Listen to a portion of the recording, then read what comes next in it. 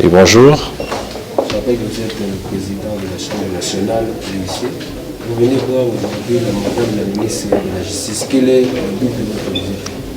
Oui, nous sommes venus voir madame la ministre de la Justice avec le président de la Chambre provinciale de Kinshasa-Gombe pour d'abord lui présenter nos civilités parce que nous notons que c'est notre première rencontre, mais également lui présenter tous les desiderata que connaît actuellement notre profession.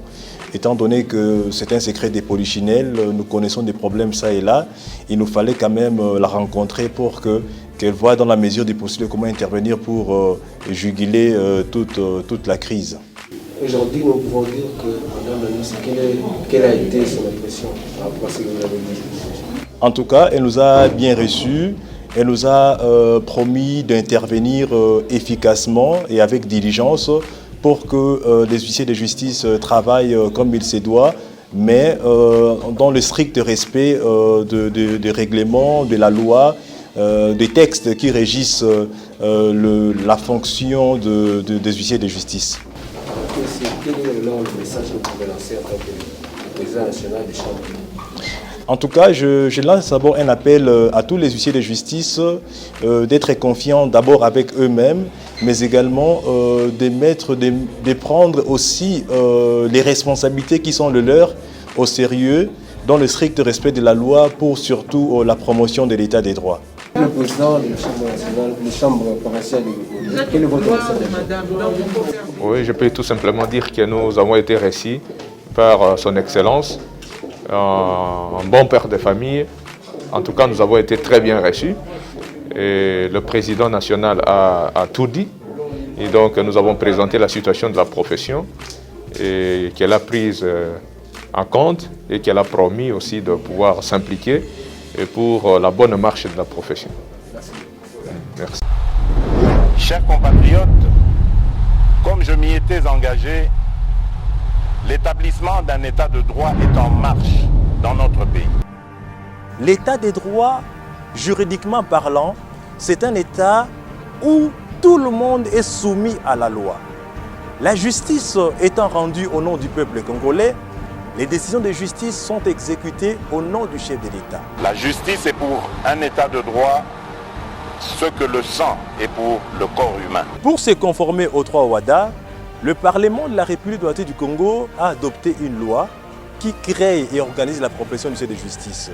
Et dans cette loi, il a été décidé que l'huissier de justice, c'est un officier public et ministériel qui agit en toute indépendance. Les huissiers de justice sont donc des mandataires légaux du chef de l'État. On sait que la loi leur reconnaît la compétence d'exécuter les décisions de justice. L'huissier de justice œuvre dans le ressort d'une cour d'appel. L'huissier de justice relève d'une chambre provinciale qui est coordonnée par un bureau, mais également d'une chambre nationale qui a principalement pour mission de veiller sur le bon fonctionnement de la profession sur toute l'étendue de la République. Aujourd'hui, la profession est installée dans la ville de Kinshasa, mais également dans la ville de Kengi. Il existe donc 3 chambres provinciales, la chambre provinciale de Kinshasa-Gombe, la chambre provinciale de Kinshasa-Matete et la chambre provinciale de Kengi.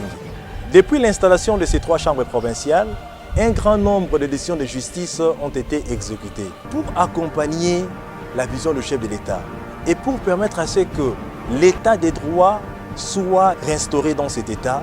Il s'avère important que cette jeune profession soit protégée. Ainsi donc, nous invitons tous les justiciables qui ont des décisions de justice qui ne sont pas encore exécutées de bien entrer en contact avec les huissiers de justice qui sont seuls compétents pour exécuter des décisions de justice.